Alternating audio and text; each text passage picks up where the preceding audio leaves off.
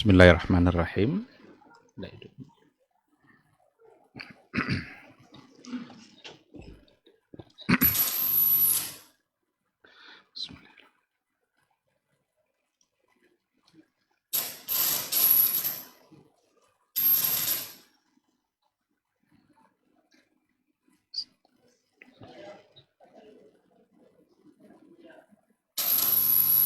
Bismillahirrahmanirrahim.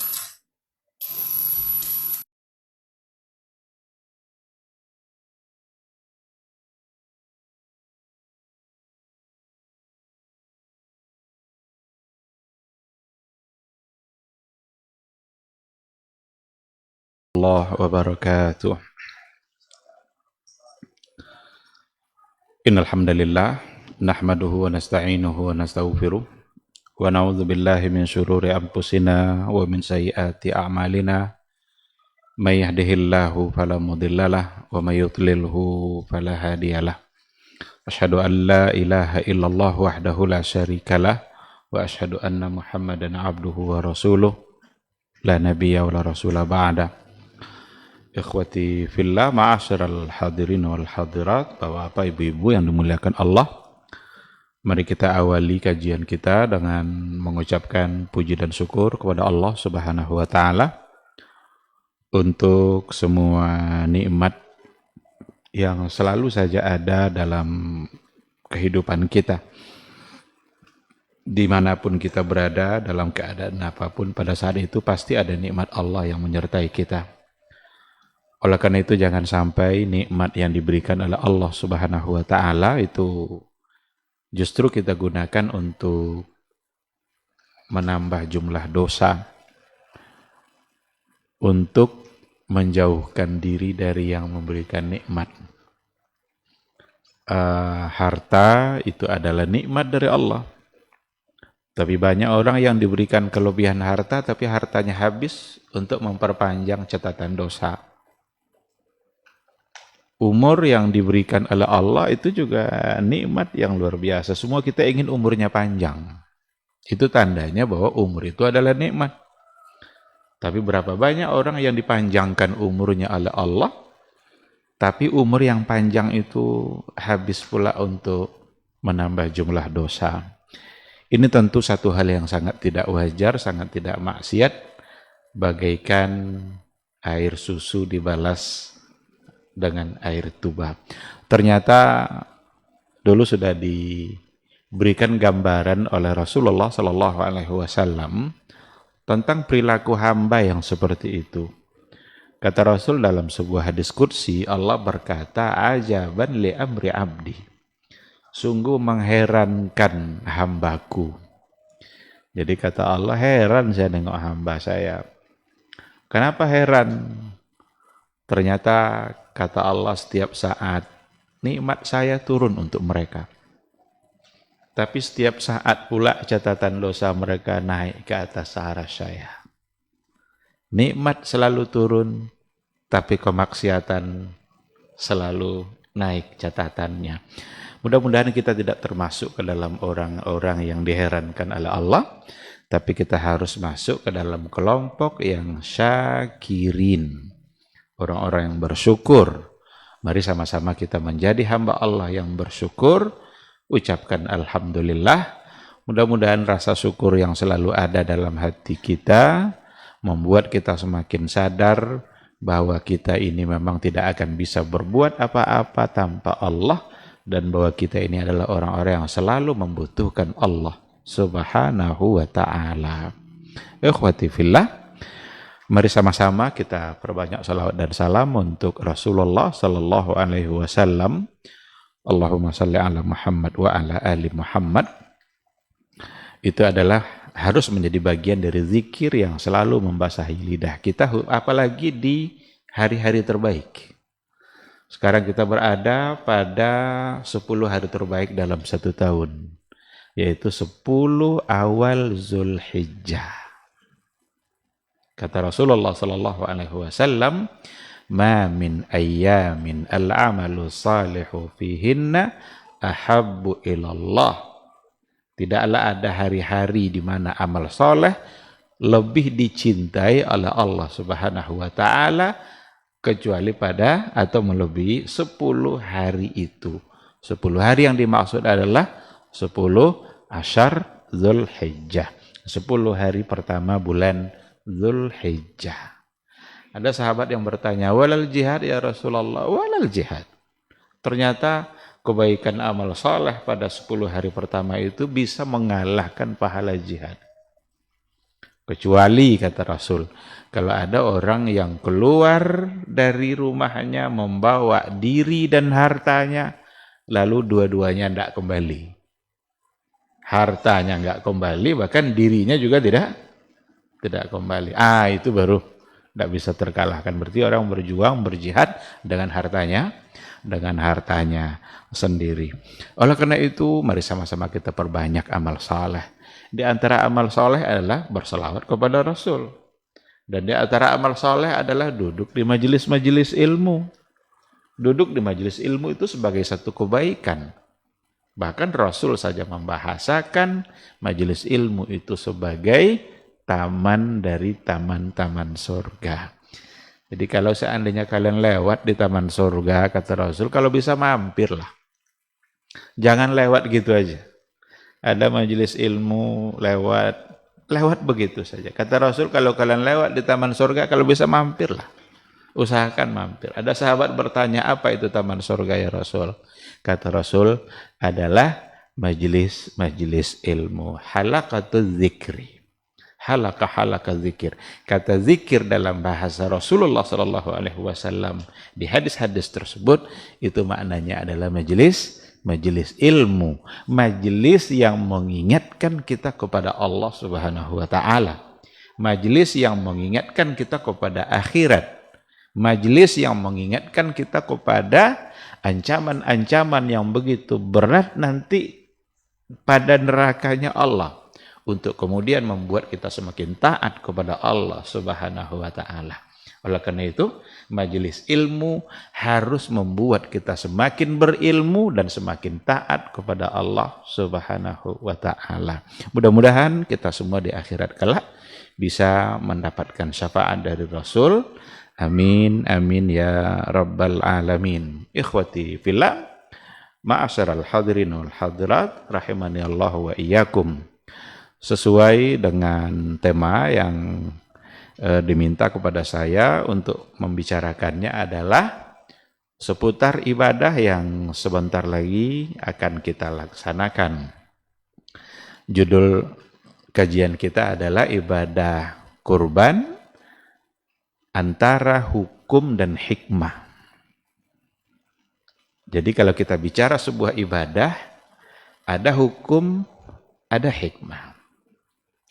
Membicarakan kedua sisi ini dalam persoalan ibadah itu menjadi penting.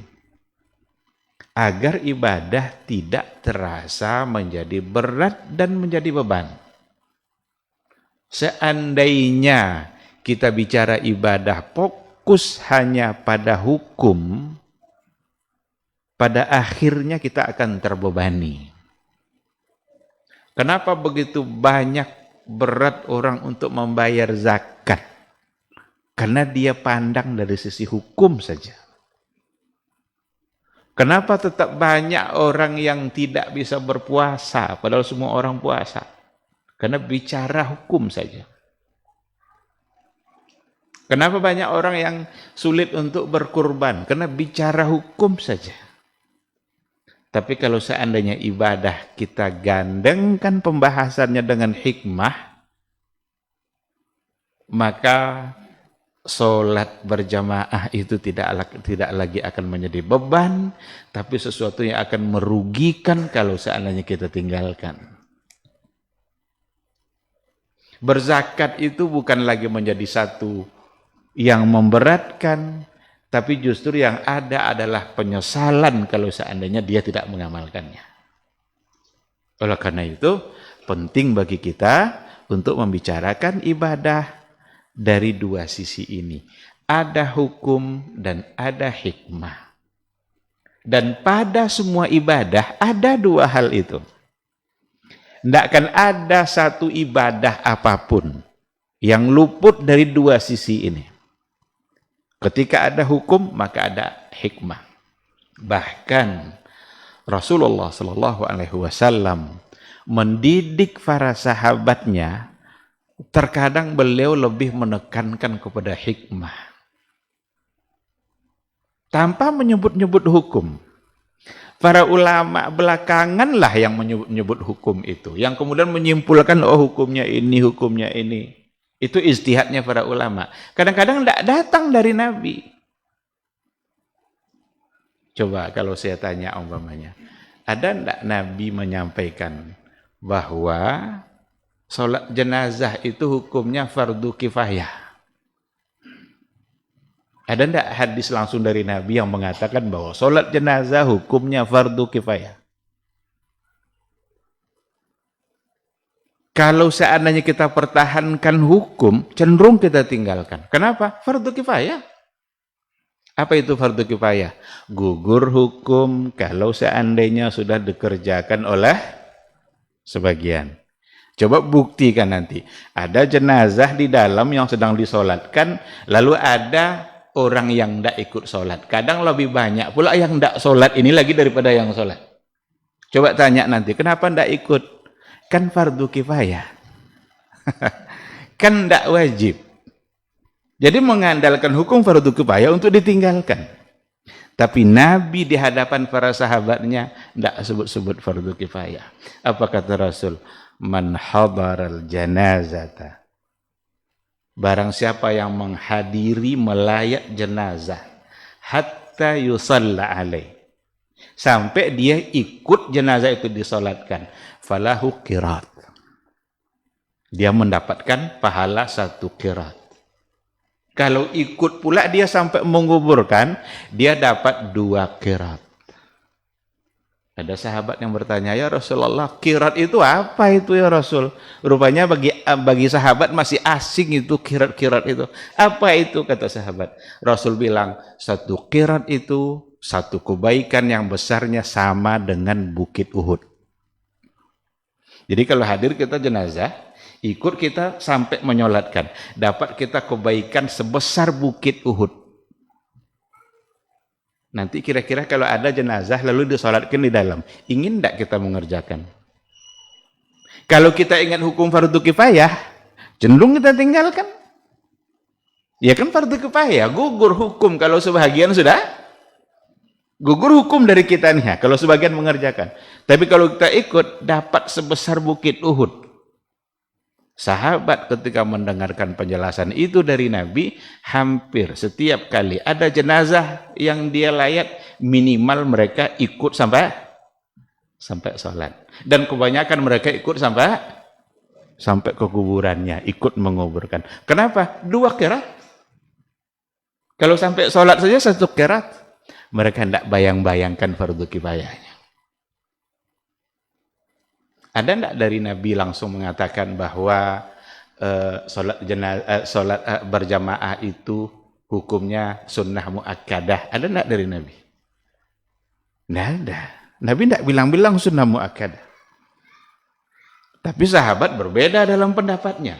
Ada yang bilang wajib, ada yang bilang sunnah muakkadah. Bahkan Ibnu Hazm yang lebih keras dalam persoalan ini. Tidak sah sholat kalau tidak berjamaah.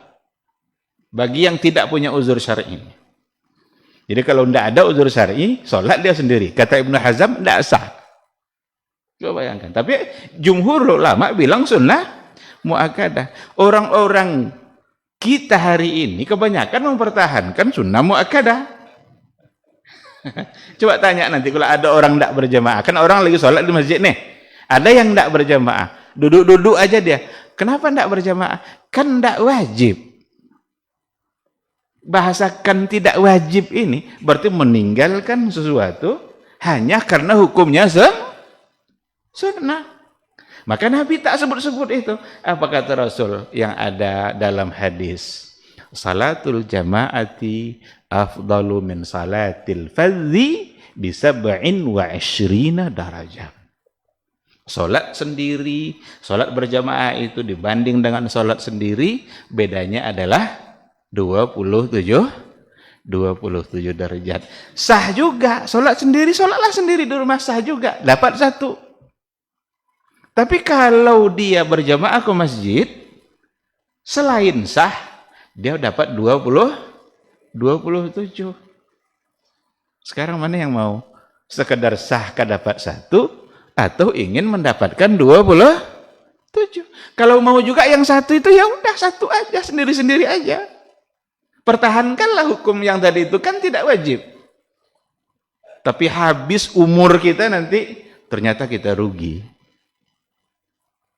Maka ada orang yang mungkin umurnya sama-sama segitu umurnya, tapi kebaikannya di sisi Allah bisa berbeda. Bahkan ada orang yang umurnya pendek bisa mengalahkan umur yang panjang. Ada orang lain tuh udah hidup tidak ada ibadah, tinggal mati aja lah. Tapi ada orang baru saja mengenal Islam, tapi ternyata bisa mengalahkan berbagai macam bentuk kebaikan-kebaikan yang lain yang dilakukan oleh orang lain. Nah, kita dalam hidup ini semua adalah ujian.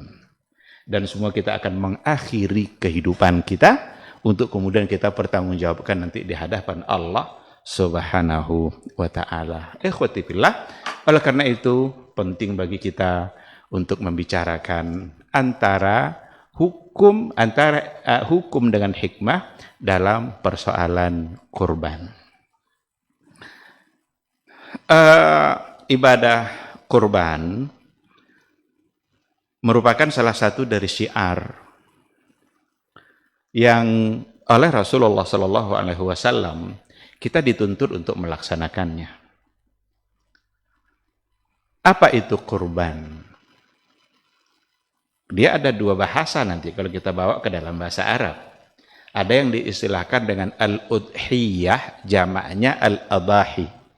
Kalau kitab-kitab fikih kita tengok babnya itu, atau kitabnya kitab al-adahi atau kitabul udhiyah. Berarti bab itu berbicara tentang kurban. Ada juga menggunakan bahasa kurban. Kurban itu bahasa Arab. Dalam Al-Quran ada 3 kali kata kurban. Salah satunya ketika Allah menceritakan apa yang terjadi antara Qabil dan Habil, anaknya Adam alaihissalam.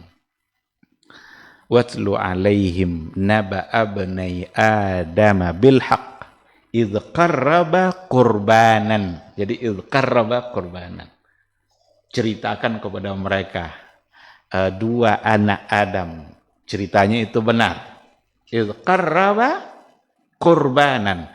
Ketika dua-duanya qarraba qurbanan, berkurban. Berarti Al-Quran lebih cenderung menggunakan kata kurban, tapi kalau kita lihat dalam hadis Nabi cenderung menggunakan kata udhiyah. Karena ada nanti bahasa Rasul diantaranya, man kana lahu sa'atan walam yudahi. Kata yudahi itu udhiyah, itu satu akar kata dengan kata yudahi. Oleh karena itu, bahasa hadis dengan kata udhiyah, itu istilah untuk hewan yang dikurbankan. Sedangkan istilah kurban yang ada dalam Al-Quran itu tujuan untuk pelaksanaan ibadah kurban. Karena kurban itu artinya adalah mendekatkan diri kepada Allah. Kan karuba yakrubu, karib. Karib apa artinya? Dekat kan? Iza sa'alaka ibadi anni fa inni qarib. Jadi kurban itu mendekatkan. Oleh karena itu kalau kita mau tahu apa yang dimaksud dengan udhiyah, dengan kurban dalam istilah fikihnya, menyembelih hewan tertentu. Kenapa dikatakan hewan tertentu? Karena tidak semua hewan yang bisa dikorbankan.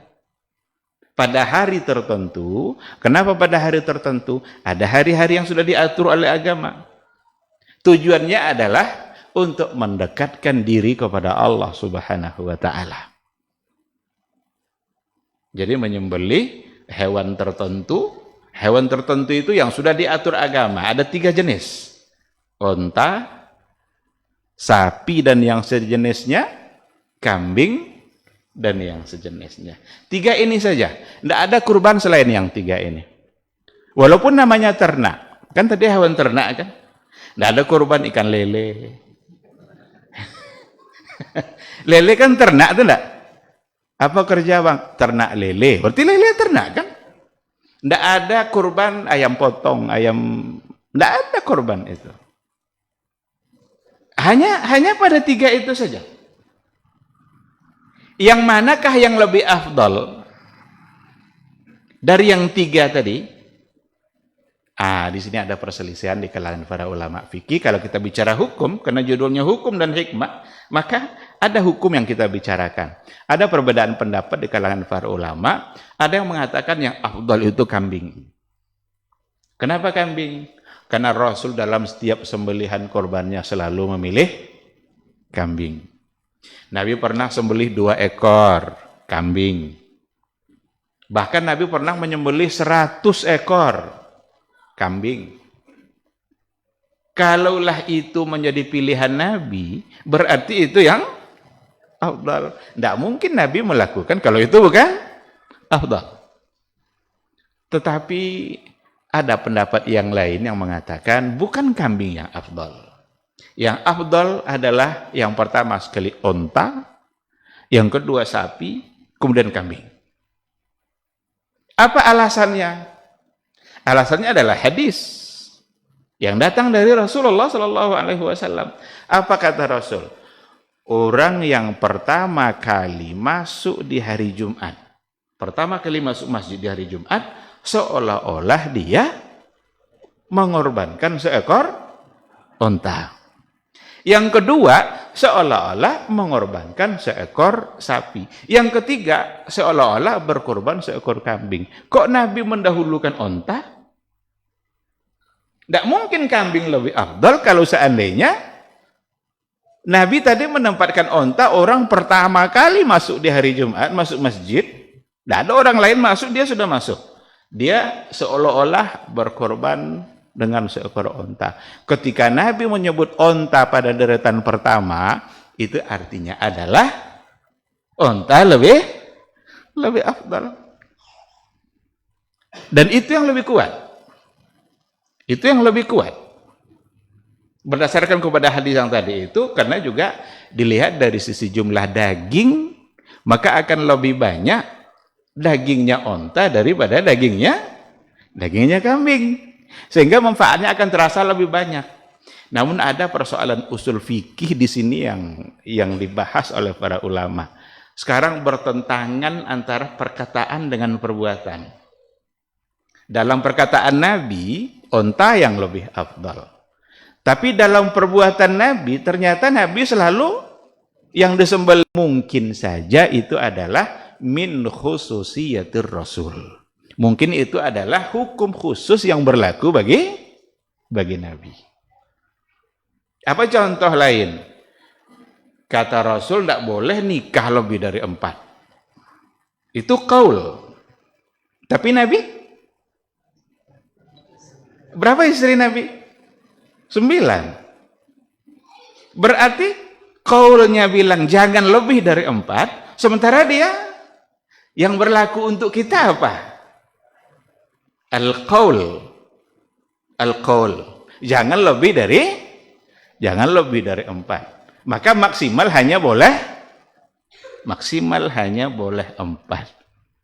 Tapi jangankan sampai 4. Untuk 2 saja sudah ketar-ketir. Tapi kita bicara hukum ini masalahnya, bukan soal bagaimana kita melaksanakan, karena perlu diwaspadai ketika kita nggak bisa mengerjakan satu hukum, jangan hukum yang disalahkan. Nah, nyadu kadang nggak bisa deh, nggak tolok deh ngajon, itu hukum do yang ditaati deh. Nah, biarlah hukum itu seperti itu. Cuma kita yang belum. Kalau belum sanggup untuk mengatakan bahwa rokok itu haram, jangan halalkan. Biarlah dia tetap haram. Tapi dia yang belum, udah kalau dia belum bisa tanggung aja nanti. Tapi jangan hukum yang dirubah. Nah, jadi yang lebih afdal adalah apa yang dikatakan oleh jumhurul ulama, yang dalam hal ini adalah unta. Jadi hewan tertentu pada waktu tertentu. Kenapa pada waktu tertentu? Karena tidak semua waktu kita boleh menyembelih. Menyembelih boleh, tapi niat korban itu ada waktunya. Ada orang menyembelih untuk akikah. Ada orang menyembelih untuk tujuan nazar. Ada orang menyembelih untuk korban. Ada orang menyembelih untuk diperjualbelikan. Ada orang usaha jual beli hewan. Mau itu kerjanya. Menyembelih hewan itu kerjanya setiap pagi untuk diperjualbelikan. Terlepas dari apa nanti tujuannya, tapi niatnya semuanya harus untuk Allah. Oleh karena itulah kata kurban itu berada pada ujung definisi taqarruban ilallahi subhanahu wa ta'ala, untuk mendekatkan diri kepada Allah. Maka tidak akan sah sembelihan kita kalau seandainya tidak atas nama Allah subhanahu wa ta'ala. Tujuannya kita dekatkan diri kita kepada Allah, karena ini adalah sesuatu yang memang pantas disembelih atas nama Allah. Allah akan murka kalau seandainya ada hewan yang disembelih tidak atas nama Dia. Kenapa Allah begitu murka? Itu bagian dari kesyirikan. Dalam sebuah buku diberikan penjelasan begini. Yang memberikan kehidupan bagi hewan itu siapa? Allah. Kalau kambing itu makan rumput, yang menghidupkan rumput itu siapa? Allah. Kalau nanti dia minum, air itu datang dari mana? Allah. Jadi hidupnya, rezekinya, apa yang dimakan, apa yang diminum, semua datang dari Allah. Sekarang tiba-tiba disembelih tidak atas nama Allah, maka Allah murka. Maka jadilah dia satu dosa besar, karena di situ syirik. Disembelih hewan itu tujuannya adalah untuk disumbangkan kepalanya ke pantai mana gitu, atau ke kaki bukit mana, agar kita tidak diganggu oleh makhluk halus, harus kita persembahkan korban ini. Maka jadi syirik. Jangankan menyembelih hewan seperti kambing dan onta, menyembelih lalat saja karena niat untuk disumbangkan kepada patung-patung masa jahiliyah dulu, kata Rasul dia bisa masuk neraka. Padahal lalat. Oleh karena itu spiritnya yang diambil, semangatnya itu menyumbangkan sesuatu, mempersembahkan sesuatu untuk selain Allah subhanahu wa ta'ala. Nah, oleh karena itulah kurban kita yang diinginkan oleh Allah sesungguhnya bukanlah dagingnya, bukanlah darahnya, tapi ketakwaannya. Apa kata Allah dalam Al-Quran? La yanalallaha luhumuha wala dima'uha walakin yanaluhu taqwa minkum. Yang sampai kepada Allah itu bukanlah dagingnya, bukanlah darahnya. Daging akan dibagi-bagi. Darah akan diserap oleh tanah, akan ditimbun ke dalam tanah. Walakin yanaluhu taqwa minkum. Yang akan sampai kepada Allah adalah ketakwaan yang mendasari korban itu. Oleh karena itulah ibadah korban berarti ibadah yang akan bisa mendekatkan diri kita kepada Allah subhanahu wa ta'ala. Lalu apa hukumnya? Apa hukum berkorban? Nah, sekarang kita bicara hukum. Ada dua pandangan para ulama dalam persoalan hukum. Jumhurul ulama bilang sunnah muakkadah. Kurban tidak sampai ke tingkat wajib. Yang mengatakan wajib untuk ibadah kurban itu adalah Imam Abu Hanifah. Dia bilang wajibun alal qadir. Jadi berkurban itu wajib bagi yang mampu. Itu oleh Abu Hanifah. Dari mana beliau menyimpulkan hukum wajib? Itu dari ancaman yang datang dari Nabi bagi yang tidak berkorban jika mampu. Apa kata Rasul? Man kana lahu sa'atan walam yudahi. Barang siapa yang punya kelapangan diri, kelapangan rezeki, walam yudahi, tapi dia tidak berkorban. Dilapangkan rezekinya oleh Allah, tapi dia tidak juga mau berkorban. Apa kata Rasul? Fala yaqrabanna musallana. Enggak usah dekat-dekat musalla kami. Musalla dalam hadis Nabi ini artinya adalah lapangan. Bukan musalla dalam artian kita. Kalau kita kan ada masjid, ada musalla. Pada masa Nabi tidak ada musalla dalam artian kita sekarang ini. Maka musalla yang ada pada hadis Nabi itu artinya lapangan. Kenapa lapangan? Karena Nabi hari rayanya dikerjakannya di lapangan. Dan nanti akan melaksanakan, setelah itu melaksanakan ibadah kurban pada masing-masing mereka. Dan dikarenakan oleh hari raya itu orangnya banyak, boleh datang semuanya. Perempuan halangan yang dalam keadaan haid pun boleh datang. Bukan untuk sholatnya, tapi untuk menikmati kegembiraannya. Maka dia adakan di lapangan. Kata Rasul, kalau dia kaya, mampu, tapi tidak mau, fala yaqrabanna musallana, tidak usah dekat-dekat musalla kami. Jadi seolah-olah Nabi tidak mau melihat wajah orang-orang yang egois. Orang-orang yang tidak peduli dengan orang lain. Dia punya kelapangan rezeki, seharusnya dia menunjukkan kepeduliannya di hari raya itu, tapi dia tidak mau juga. Dia mau sendiri-sendiri aja dengan hartanya. Udah, kalau begitu kamu tidak usah datang ke tempat sholat kami. Kamu sendiri-sendiri aja. Kepada definisi wajib, akan berdosa semua orang yang mampu, lalu dia tidak berkorban. Padahal ada riwayat yang mengatakan bahwa Abu Bakar As-Siddiq dan juga beberapa sahabat yang lain ingin membuktikan bahwa kurban itu hukumnya tidak wajib. Apa yang dilakukan oleh Abu Bakar ketika itu? Dibelinya daging 3 kilo. Dibelinya daging 3 kilo di tahun itu. Apa kata Abu Bakar? Inilah kurbannya Abu Bakar di tahun ini. Untuk mengatakan bahwa sesungguhnya dia tidak sampai ke hukum wajib. Kalau memang sampai ke tingkat wajib, pasti mereka tidak akan meninggalkannya. Nah, ada beberapa riwayat yang disebutkan oleh Imam Syatibi dalam kitab Al-Muwafaqatnya ketika bicara maqasidus syariah dalam persoalan hukum kurban itu sendiri. Nah, oleh karena itu yang kuat dalam hal ini adalah apa yang menjadi pandangan jumhurul ulama sunnah muakkadah. Tapi sekali lagi ketika dikatakan sunnah muakkadah bukanlah alasan atau bukanlah semangat untuk meninggalkannya. Tetapi justru yang kita lihat nanti adalah apa hikmah yang akan kita dapatkan dari melaksanakan ibadah kurban. Setidaknya terhindar dari ancaman yang dibilang Nabi tadi itu. Kalaulah kita coba bayangkan, ini seandainya kita coba bayangkan, umpamanya Rasul hidupnya dekat-dekat sini umpamanya.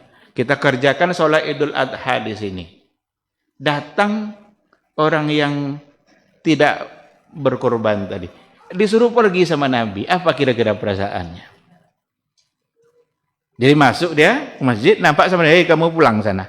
Karena kamu tidak berkorban. Apa kira-kira perasaannya? Perasaan yang diusir tadi. Ini yang ngusir Nabi nih. Seandainya dia masih ada. Itu makna hadis tadi. Fala yaqrabanna musallana. Kaya dia tidak mau berkorban, udah sendiri-sendiri aja. Jangan dekat-dekat musalla kami. Bagi sahabat dulu, betapa tersiksanya mereka, jangankan untuk diusir. Ketika jawab salamnya saja tidak dijawab, bagi mereka itu sesuatu yang sangat luar biasa. Maka dulu Ka'ab ibn Malik, orang pergi perang Tabuk, dia tidak ikut perang. Dihukum sama Nabi. Apa hukumannya oleh Nabi? Jangan salam sama Ka'ab ibn Malik. Siapapun ketemu dia, jangan salam dan jangan jawab salamnya. Itu luar biasa. Sesak napas dia dibuatnya. Sempit dunia ini. Nggak ada lagi arti dari sebuah kehidupan. Fala yaqrabanna musallana. Coba bayangkan itu. Itu yang harus diingat, bukan sunnah muakkadahnya. Nah, oleh karena itu, ikhwati fillah, ini sebagai sebuah syiar yang kalau seandainya ada di antara kita orang-orang yang memang diberikan kemampuan oleh Allah Subhanahu wa taala, lalu mesti adalah pada dirinya semangat untuk melaksanakan ibadah korban. Karena dia punya kedudukan yang sangat tinggi dalam Islam. Korban digandengkan sebutannya dengan sholat. Inna salati wa nusuki. Sesungguhnya sholatku dan nusukku. Di antara makna nusuk oleh para ulama, itu adalah di antaranya sembelihan kurban. Ada yang mengartikan nusuk itu dengan manasik. Ada yang mengartikan nusuk itu dengan ibadah secara umum. Tapi ada yang mengartikan nusuk itu azabhu, menyembelih. Dan salah satu bentuk sembelihan ada pada kurban. Berarti digandengkan sebutan kurban dengan sholat, itu bukan kebetulan. Menggambarkan tingginya kedudukan ibadah kurban. Apalagi dalam ayat, fasalli li rabbika wanhar. Fasalli wanhar. Maka sholatlah dan berkorbanlah. Ada dua perintah di situ. Perintah sholat dan perintah kurban. Digandengkan dua hal ini, itu sesungguhnya adalah untuk menunjukkan tingginya kedudukan kurban. Jadi orang-orang yang sudah dekat dengan Allah, maka sholat itu hablum minallah. Maka dia mesti membangun pula kedekatannya kepada orang lain, dan itu adalah hablum minan nas. Kehidupan yang terbaik itu adalah ketika mereka mampu memperbaiki kedua hubungan ini, hablum minallah dan hablum minan nas. Ikhwati fillah, kalau pada kalau pada hari raya Idul Fitri ada zakat fitrah. Ada hari rayanya, ada zakat fitrah. Ibadah Idul Adha tidak ada zakat fitrahnya, tapi ada kurban. Sama enggak spiritnya? Sama enggak semangatnya? Sama. Karena itu adalah dua hari raya yang sudah diatur oleh agama, sehingga memang di hari itu semua harus kaya. Jangan sampai ada juga di hari itu orang miskin, orang yang meminta-minta. Maka pada hari raya Idul Fitri ada solusinya dengan zakat fitrah. Pada hari raya kurban, hari raya Idul Adha, solusinya adalah dengan berbagi-bagi daging. Sehingga benar-benarlah hari itu hari yang sangat menyenangkan. Tidak ada orang bersedih. Ketika orang kaya memberikan kurbannya, berarti dia ikut memasukkan kegembiraan kepada hati-hati orang lain. Disinilah ibadahnya itu. Disinilah sesuatu yang akan dinilai sebagai kebaikan yang luar biasa di sisi Allah, karena itu gambaran dari kepedulian dia terhadap masyarakat. Dan agama Islam adalah agama yang benar-benar menunjukkan kepedulian dan perhatiannya kepada orang lain. Islam adalah agama penyayang, Islam agama kasih sayang, Islam agama yang sangat peduli. Kalaulah ada orang hari ini menuduh-nuduh Islam itu sebagai agama yang kasar, agama yang suka membunuh, agama teroris, itu hanya musuh Islam atau mereka-mereka orang Islam juga yang mendapatkan keuntungan dunianya dari ungkapannya itu. Ini banyak orang Islam kini membenci Islam itu sendiri. Banyak orang Islam menuduh Islam itu sendiri dengan tuduhan-tuduhan yang tidak benar. Jadi hanya dua saja. Mereka musuh Islam atau orang yang beragama Islam yang mendapatkan keuntungan dunianya dari apa yang dia tuduhkan. Baik, ikhwati fillah, sesuai dengan yang tadi dikatakan, kita akan hentikan dulu kajian. Hentikan atau hentikan dulu ini? Kalau hentikan berarti nanti kita selesai.